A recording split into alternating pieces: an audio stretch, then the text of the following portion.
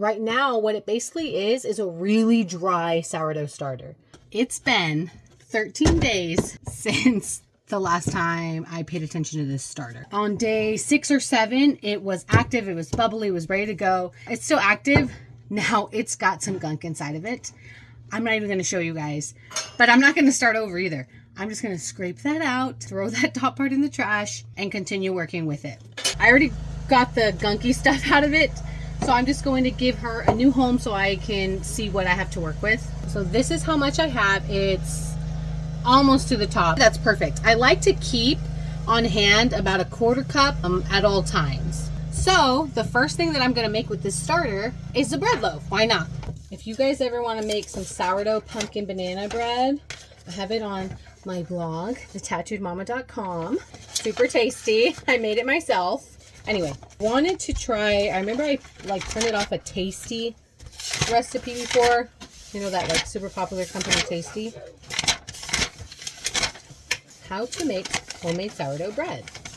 1 1/4 cups water. Salt. Starter, we're going to use a whole cup. And 4 cups of flour. Cups flour. I like to do half whole wheat flour and half all-purpose flour for whatever the recipe calls for. As you can see, it went a little bit over. Not a big deal. 2 cups all-purpose flour, whole wheat flour. I'm going to add my 2 teaspoons of salt. 1, 2. Make a well. In a lot of bread recipes, you'll hear make a well. It just means make a hole. I'm going to put that right in there. Put it right in there. I've needed this for a while, and it's basically, so this is going to eventually be a bread loaf. But right now, what it basically is a really dry sourdough starter. All of the things that you bake with the sourdough starter, you can just think of them as more sourdough starter. So you'll come across recipes that say long fermented version, quick version. The quick version doesn't make sense if you're doing sourdough bread or if you're making sourdough products for health reasons. It's easier for your stomach to break down the gluten because the sourdough already does that first step for you, kind of like baby cows, how they have like multiple stomachs. When eating, the first one turns it to curd or cheese, something like that. I don't know, but one of them turns it something and then the other stomach actually digests it. That's what you can think of. So the sourdough starter is acting as like that first stomach. It's breaking down all those hard nutrients that is difficult for our stomachs to digest. I don't have a gluten intolerance. I don't believe anyone in my family does, but I do like using sourdough because of the added benefits, the added health benefits that come with it, mainly gut health benefits. So it has a lot of probiotics because of that good yeast that is in it. So I didn't do a very good job kneading this. You don't have to. That sourdough starter that's mixed in here is going to help break down the rest of it, and it's not going to end up so dry. I'm going to put this in my proofing basket because I need my mixing bowl to make something else in a little bit. Actually, I was supposed to put flour in that. I'm going to sprinkle some flour in there. Put this dough ball there. Sprinkle some more on top. Put this thing over it. And I'm just going to set this to the side. I'm going to keep it by my stove. And I'm going to come back to it. It's 1:23 p.m. right now. The recipe says 12 hours. I'm going to come back to it in the morning. And then I'll put it in the oven tomorrow. And then do something with it for dinner. I still have a good amount of starter. I have about 1.5 cups. I want to use another cup of it.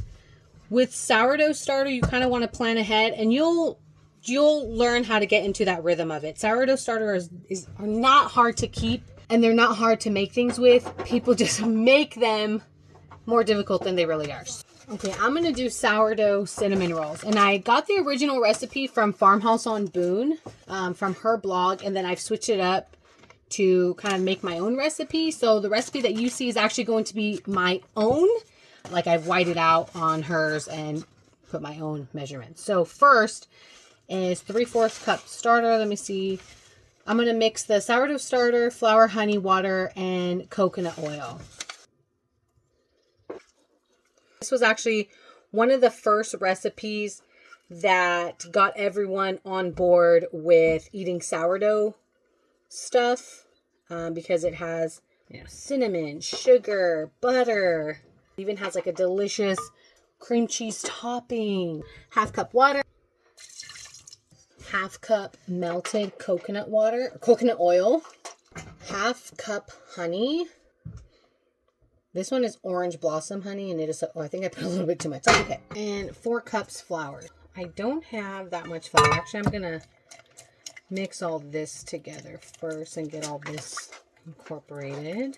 So this is the sourdough starter, a little bit of water, the melted coconut oil, and the honey. Now, there are other ingredients that we're not going to put in until tomorrow. Those things are eggs, baking soda, baking powder, salt. The reason you don't want to put salt in the beginning when you're trying to ferment stuff is the salt will slow down the fermenting process. If you have a really active starter, go ahead and put the salt in. It's not going to make a big difference. Also, we're going to add some butter. That's going to be tomorrow also.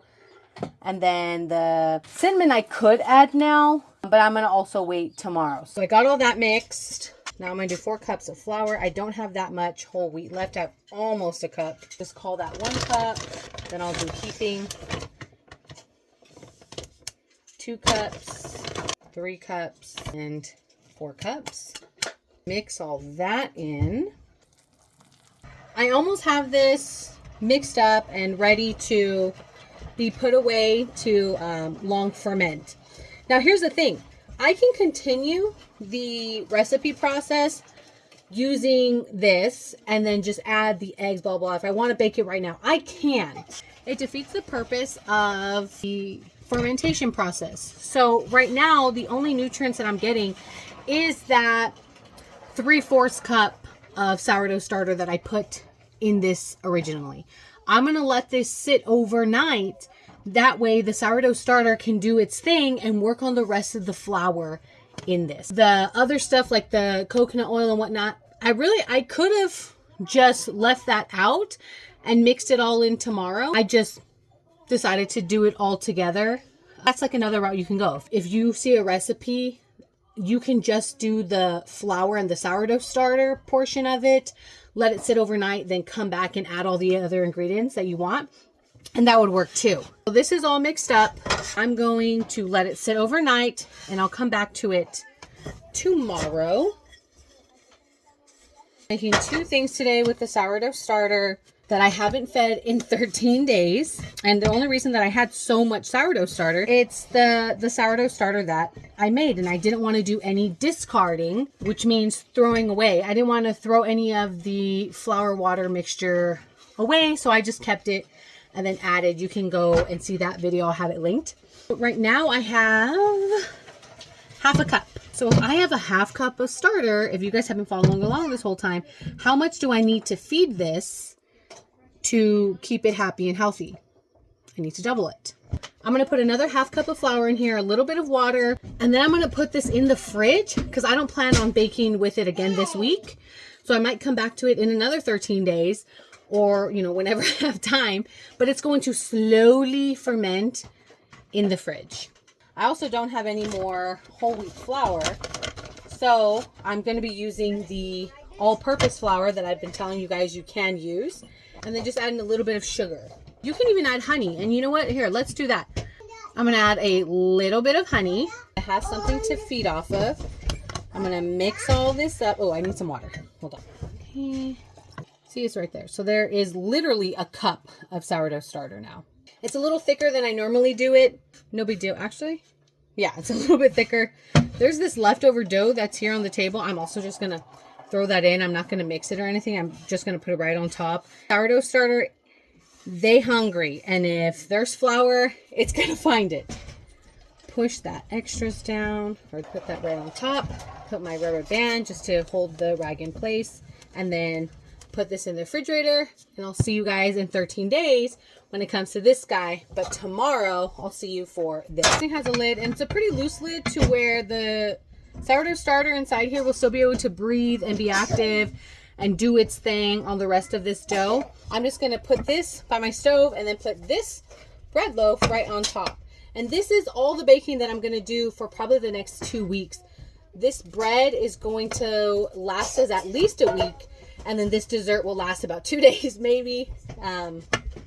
But I shouldn't have to do any more baking. Now, if I needed to, I would just take my sourdough starter out of the fridge, put it in a warm spot, like maybe if I'm making breakfast, maybe I'll put it behind the stove where I'm cooking. That way it gets that heat and it does its job quicker.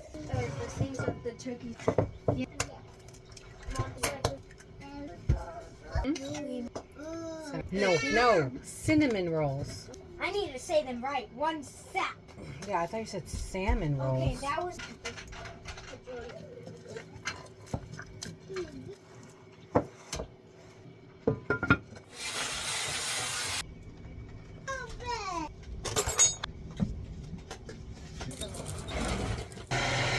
Four. Please.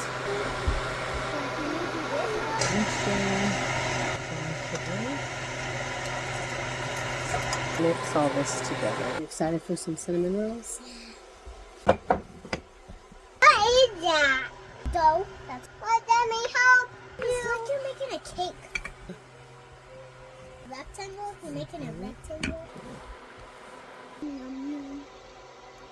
Like this. Five. Like that. Inside of it, it looks like someone was for real. 3, 4, 5, 6, 7, 8, 9, 10, 11, 12, 13. That's it? Me. And then you gotta put it right on the edge. Yeah. 2, 1, 2.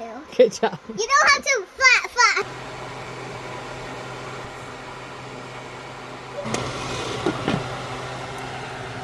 No.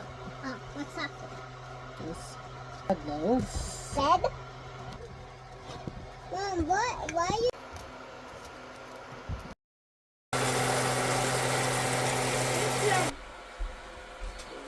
Mom, it smells so good.